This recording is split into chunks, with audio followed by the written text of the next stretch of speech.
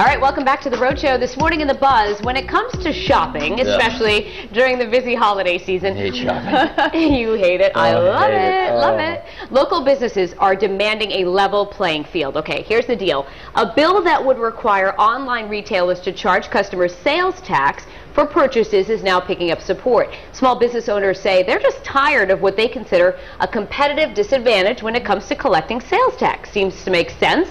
Local business owners say they lose many of their customers to online retailers since most do not charge sales tax.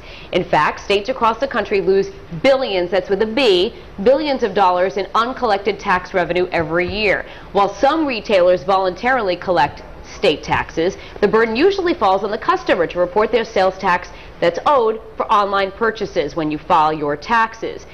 Again, most consumers unaware of that requirement. Now, Senators Jack Reed and Sheldon Whitehouse support the bill.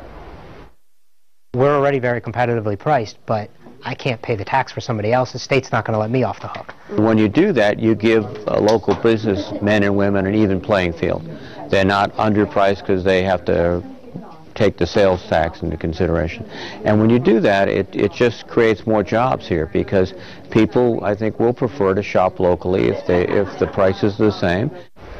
And according to Senator Reed, if the legislation passes, estimates show that Rhode Island stands to gain $70 million in revenue from online sales taxes that already exist, and that's just for 2012. Wow. I don't know why there's even a controversy about this, do you? I mean, no, just do it. Yeah, you know? Why do they get a break? Exactly.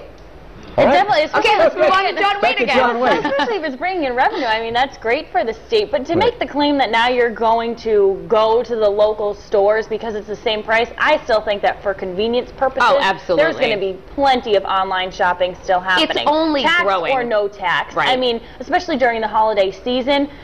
Think about the traffic and the crowds and the lines of people. You can easily just sit at home, click a button, and when you're comparing prices too, I think you could just pull up multiple windows rather than driving store to store. I think the right way to do it, at least for me and for a lot of people, I think is like a hybrid. A little bit of the in-person shopping, a little bit of the online, because I feel like online sometimes, especially with clothes and stuff, it's tough to just look at a picture. You know, you got to try it on, and for gifts and stuff too. I still think there's something to be said. You got to go in person sometimes. That's how I am. I am old school. I do not shop online. No. I never have. And well, I should say never.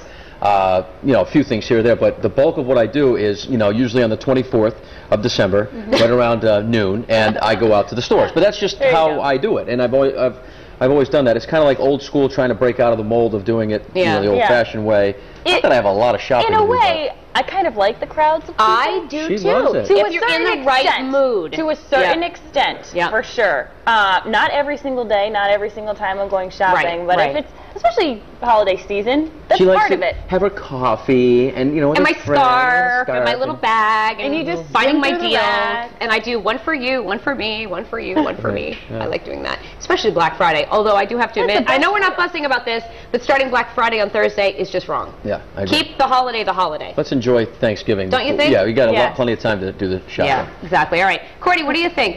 You think about the sales tax is going to affect the way people shop? Yes, no? You know, most of the people that I've spoke to so far said they'll still shop online, you know, just because of the convenience. I mean, I think I will too, especially if there's free shipping. But I agree, going into the store, seeing the decorations, something to be said about that during the holidays. Let's start on the live blog on foxprovidence.com. And Jerry says, I'll still shop online. I don't do it much, maybe 2 or 3 times a year. And Slop said, I still would rather shop peacefully at home rather than face those crazy crowds. Here's the poll right underneath the live blog. And would an online sales tax change the way you shop? A, yes, I'll probably shop less online. Or B, no, online shopping is still convenient. We've got a couple of comments so far on our Facebook page this morning. 3 people have weighed in, and Kevin said, as a consumer, I like the online shopping no sales tax deal. As a resident of the state of Rhode Island, I say tax them like everywhere else. This state needs the additional income. And Donna Mitchell said, I buy books online and I would continue to do so because they are cheaper. Those who shop online do so for a number of reasons, and I'm sure they would continue to do so. So we'll see, you know, what happens, and what you all say in our poll will reveal those results after John Waite comes back and after all the fun at the end of the show. We're going to go back in the kitchen now. Danielle, you're in there. What's happening?